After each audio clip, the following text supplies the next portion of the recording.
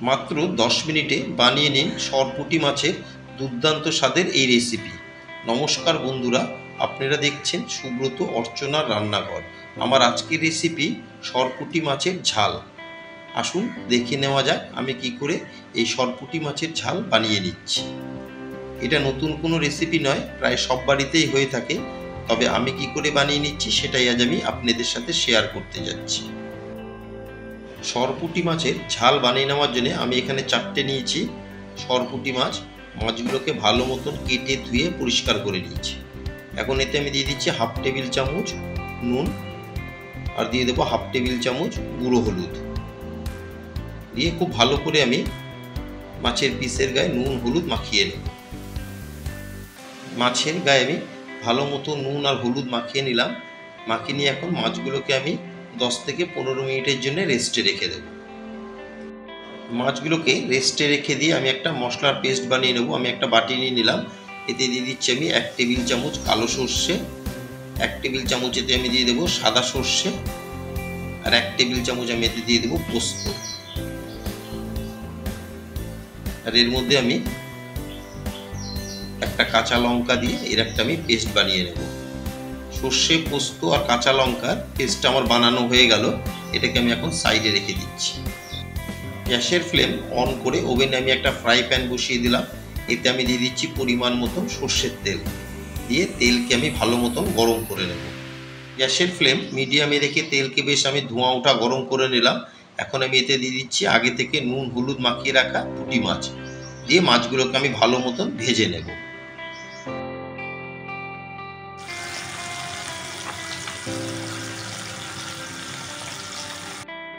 মাছগুলোকে উল্টে পাল্টে 2 পিঠে আমি ভেজে নেব।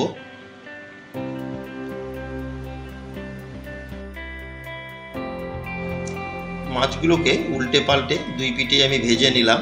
এর থেকে বেশি আর মাছ আমি ভাজবো না। মাছ বেশি কড়া করে ভাজলে মাছের টেস্ট নষ্ট হয়ে যায়। ভেজে নেওয়া মাছগুলো এখন আমি একটা প্লেটে তুলে নিচ্ছি।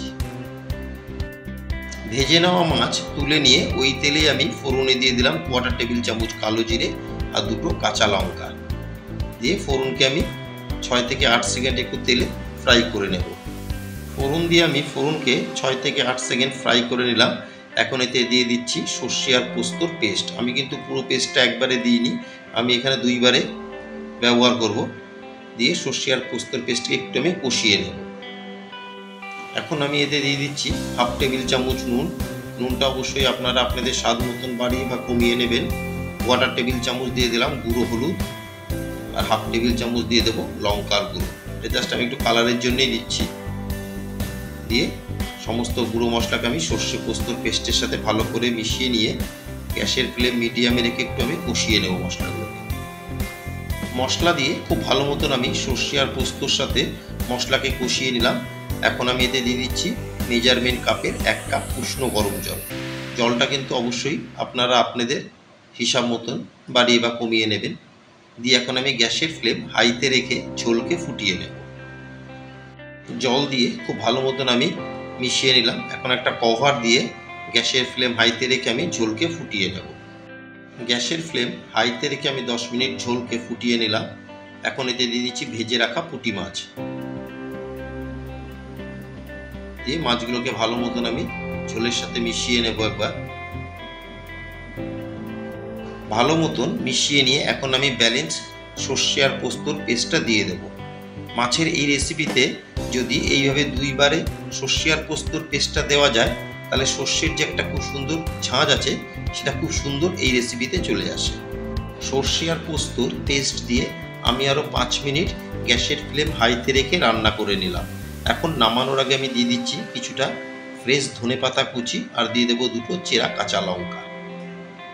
আমার আজকের রেসিপি সরপুঁটি মাছের ঝাল আপনাদের কেমন লাগলো অবশ্যই একটা কমেন্টে জানাবেন।